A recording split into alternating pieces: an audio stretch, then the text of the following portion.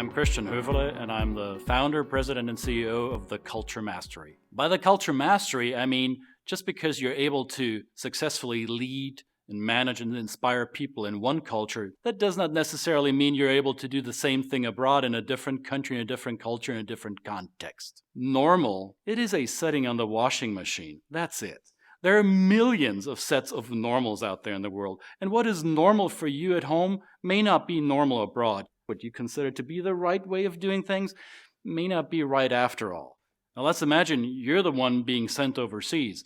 You know how to lead, you know how to manage, you know how to inspire people and communicate well and get the results that your company expects from you, right? You think you'll be able to do the same thing out in, let's say, China or in Japan? The goal is to have you be as successful as you're at home, but you need some guidance in getting there. Some of the industries that we worked in is automotive and chemical, just to name a few: Volkswagen, Evonik, Johnson & Johnson, Bridgestone Tires. However, we also work with small and mid-sized organizations that are doing this for the first time, and it's even more important for them to get it right in the first place in this oh-so-global business market.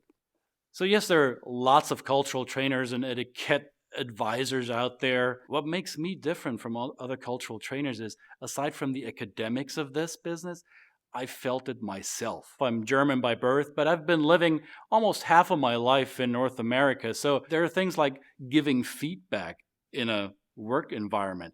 If you give feedback like I learned at home in Germany, very direct and blunt and to your face, that's not going to be very successful outside of Germany. Own that difference. You're okay with making mistakes as long as you own up to them. It's from here. It comes from your heart. Showing your counterpart that you're vulnerable makes you human. That's when the magic happens. It's important to have the 101 down. It's important that you know the etiquette. Do I give the business card and with a bow, or do I shake hands? This is what I call the tip of the iceberg. What's underneath the water surface, that's the big chunk of the iceberg that we need to elaborate together. The why of the behaviors and how to adjust to those. Have a guide. Don't go it alone.